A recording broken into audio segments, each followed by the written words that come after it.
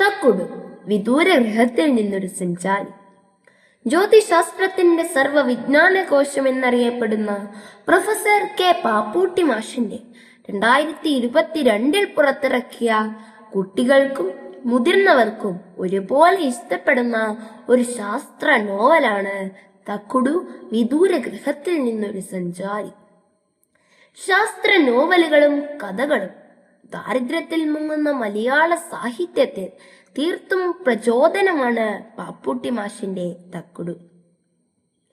ഭൂമിയിൽ നിന്നും 12 പ്രകാശവർഷം അകലെയുള്ള ല്യൂട്ടൻസി എന്ന ഗ്രഹത്തിൽ നിന്ന് മനുഷ്യനെ പോലെ ബുദ്ധിയുള്ള ഒരു ജീവി വരുന്നു. യദു എന്ന മനുഷ്യക്കുട്ടി അയാൾക്ക് തക്കുടു എന്ന പേര് നൽകുന്നു.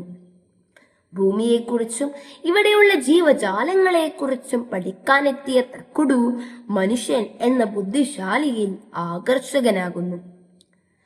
മനുഷ്യന്മാരിൽ ഒരു കുട്ടിയെ തന്റെ കൂട്ടുകാരനായി കണ്ട് അവന്റെ കുടുംബത്തെ പല അവസ്ഥകളിൽ നിന്നും സഹായിച്ച് കാണാതെ പോയ യദുവിന്റെ അച്ഛനെ വരെ കാട്ടിക്കൊടുത്ത് ആ കുട്ടിയോടൊപ്പം ജീവിക്കുകയാണ് ഈ നോവലിലെ തക്കുടു.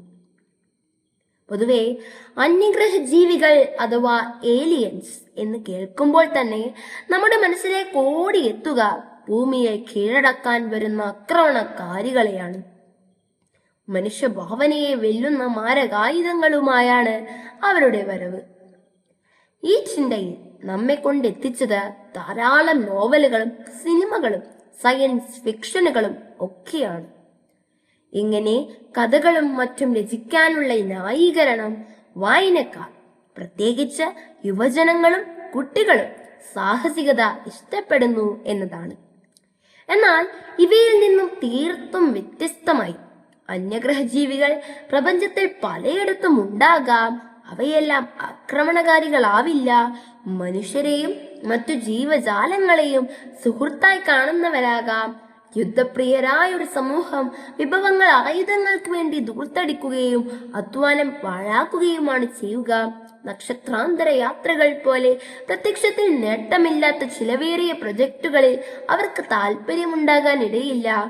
അതുകൊണ്ട് ഒരു സൗരേതര ഗ്രഹത്തിൽ നിന്ന് ആരെങ്കിലും ഇങ്ങോട്ട് വരുന്നുണ്ടെങ്കിൽ അവർ സംസ്കാരത്തിന്റെയും ശാസ്ത്ര സാങ്കേതിക വിദ്യകളിലും ഏറെ മുന്നേറിയവരായിരിക്കും എന്നൊക്കെ വിളിച്ചോതുകയാണ് ഈ നോവൽ. അത്തരം സംസ്കാര സമ്പന്നമായ ഒരു അന്യഗ്രഹവാസിയെ അവതരിപ്പിക്കാനാണ് തക്കുടു എന്ന ഈ നോവലിലൂടെ പാപ്പൂട്ടി മാഷ് ശ്രമിക്കുന്നത്.